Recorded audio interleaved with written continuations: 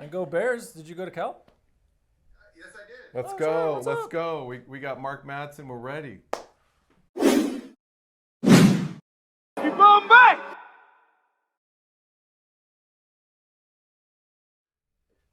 It's a good question, and we've been asked this question quite a bit.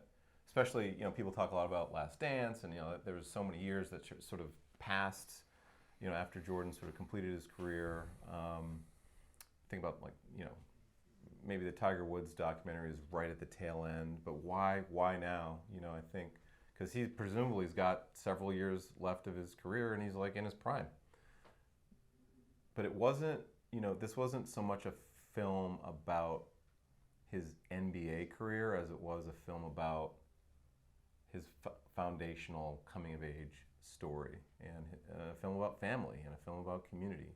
And it was also a story that nobody really knew too much about, was how he came of age at this tiny college outside of Charlotte, North Carolina, that nobody had ever heard of, Davidson College. And also, he had made a promise to his mom, who was the first in her family to go to college.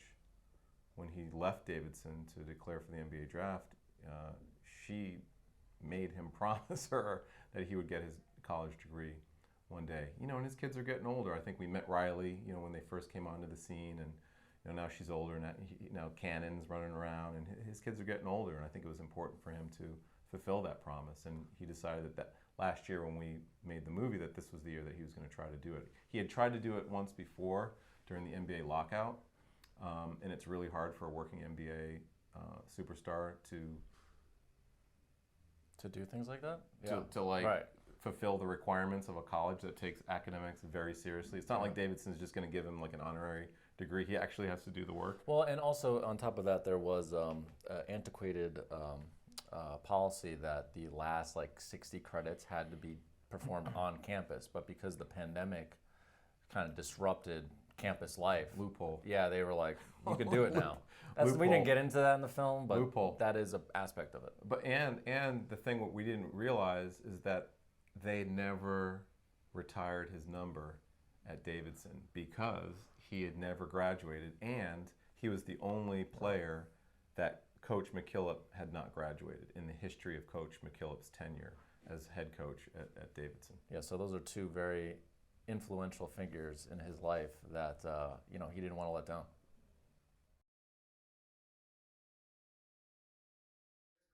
Well, I mean, he's a lovely person. He has intense gravitas. I remember the first, it's actually in the film, the first time I met Coach McKillop was during those shooting drills early in the film. And he wasn't supposed to be there that morning. That occurred at about 7:05 a.m. And there's nobody in this gymnasium except for Brandon Payne and this very striking individual who obviously I had seen, we had talked to him on Zoom, but you're like, oh, that's Bob McKillop, and he wanted the story to be told, so he was very accommodating to really any time that we needed with him. I mean, his interview, we were telling another journalist earlier, he could really have his own film. His story growing up in Queens. Really sort of a remarkable story. Yeah, being underrated, being a 76ers later, just working hard. Really parallel to Steph's story. Obviously, Steph has some different abilities, and also Bob played in a different era in the league where it's more big man basketball. But he's an incredible human being. That's why Coach saw. Right. I think he saw when so many other people couldn't see past his small size and his. He saw Scrappy. He saw, Bob McKillop to some degree. Yeah.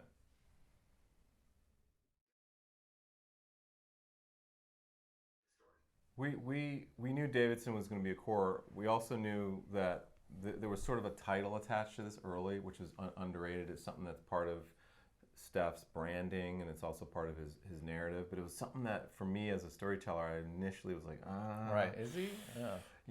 I don't, is that the way? Is that the right way to frame this? And then the more I learned about, well, ultimately it was learning about Coach's story, and thematically the tie to Steph's story, but learning about this guy wasn't like nobody.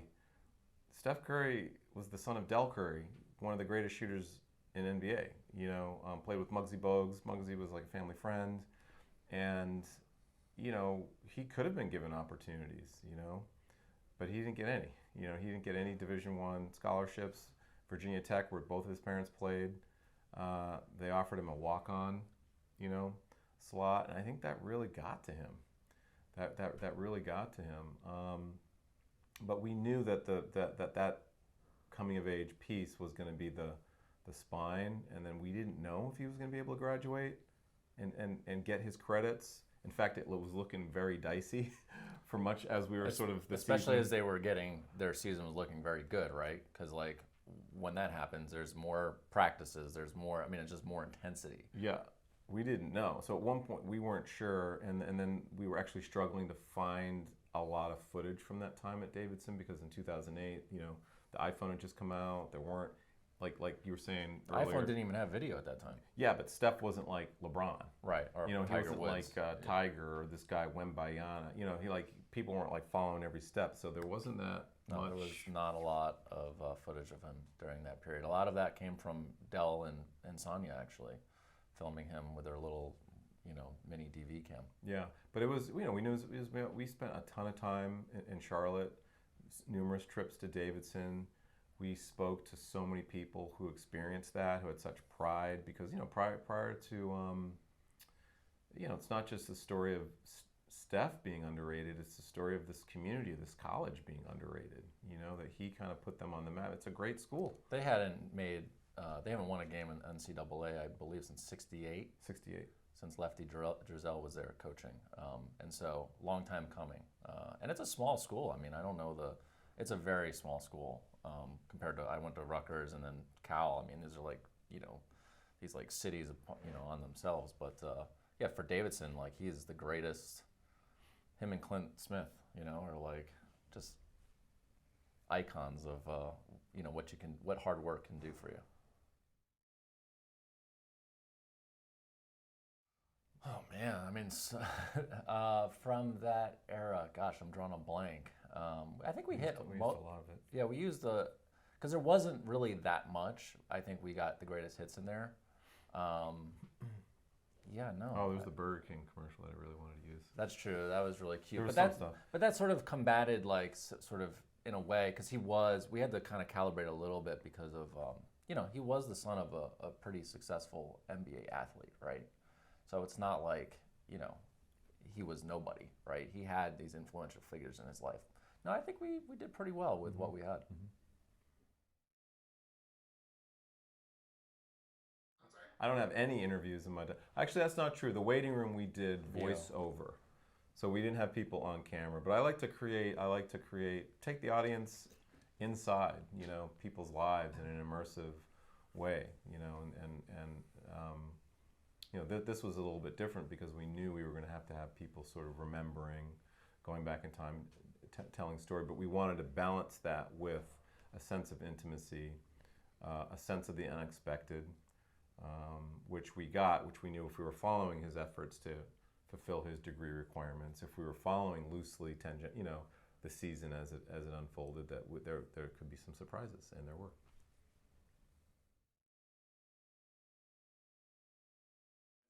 Incredibly hard.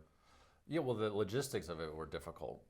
Getting the access. Yeah, getting the access, but like he is just as he, at least in our experience, just as he seems in this film, and like probably your opinion of him, you know, we're shared that opinion. Like he is very much an everyman. He does not big time. I've never seen that. He, you know, no matter who it is, like if you've approached Steph, like he will look you in the eye and like give you a moment of his time to sort of like have that human connection. And he was no different with us. And he would. But like Steve Kerr wouldn't. Like we wanted like to get inside the locker room with him, and Kerr was like, no. We're doing a job over here. We're focused on achieving our goal. You know, we appreciate what you're doing, but they didn't want the distraction. So we had to sort of work around certain limitations of other people that he sort of were interacting with who didn't want the distraction of cameras and lights and sound people and all that. I don't think he wants to be elevated either. I don't think he wanted to, like, he wants to be. That's true. He wants to just be one of them, right? But like, if we're all focusing on Steph, it's like it just automatically creates this sort of this difference, right? Awkward thing. Whereas the story, the film itself wasn't just the story of Stephen Curry.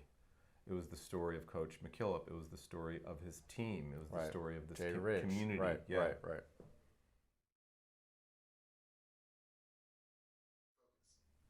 I mean, it's undeniable. I mean, as soon as you see, like, when you sit down with Bob and you talk about Steph, it's like, it's so heartfelt. It's just like, as filmmakers, as professional storytellers, you get moments like that. You're like, oh, let's go deeper with that. I mean, it was just immediate that we just recognized that. I mean, Bob is so sincere. He's very similar to Stephen in that way. And his sincerity around the belief he had in that young man is just undeniably intriguing. It has an impact, and I think I remember, I kind of coached my sons like t-ball teams and soccer teams growing up. I remember they used to hand out this pamphlet called the Positive Coaching Alliance, and it sort of articulated philosophies of coaching. And there's two different styles of coaching. There's the coach who, like, you're afraid of, and there's the who's like, you better hit that ball, or there's the coach who accepts you and says, do your best, whatever the outcome is, it's the outcome, as long as you give it your all. And his impact, not just on Steph, but I think on that team, explains a lot of the success of Davidson College, of Steph himself, the importance of mentorship. Anybody who achieves anything great in life, you can find someone other than their parents who made an impact, whether it's a coach, a teacher, a family friend.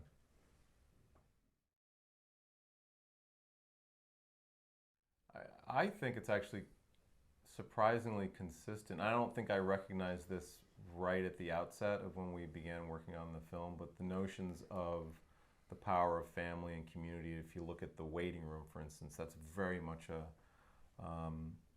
a movie about community, a community that's often not seen, for its full potential, or is disparaged or even stereotyped. Oakland itself as a city had some similarities to, say, sort of Davidson, So I think what Steph represents, and metaphorically, does relate back to a lot of the themes that our work has explored. It's just a sort of a different angle, and I think it's important to, when you look at a celebrity, a narrative or a story, whether it's an athlete or a musician or an actor, it's important to understand that there's something beneath just the surface that's meaningful, because that's ultimately what's going to get. When you talked about emotion, it's the reason why I got into filmmaking is some of my favorite films gave me this feeling, this emotional feeling that gave me some inspiration, or allowed me to see myself and my community differently, remind me of the importance of my family, in my own journey. And so I think that perspective is super important, and that's why novels and movies and TV, the best, are so important. And also, I mean, it is a very Bay Area film. I mean, we're Bay Area filmmakers. Even in the making of The Force, remember how many Warriors games we filmed from the perspective of the police, because they'd have to do security for, like, those finals games. We were actually looking at footage at one point. Oh, maybe we can use the stuff we shot for the Force. Yeah, that overlap. That. Yeah. Ultimately, he's right. Like I said, it's a Bay Area story. It's sort of part of our oeuvre. How do you say? I'm not gonna try. Oeuvre. I'm from New Jersey. I can't say anything right. So. Body of work. Yes.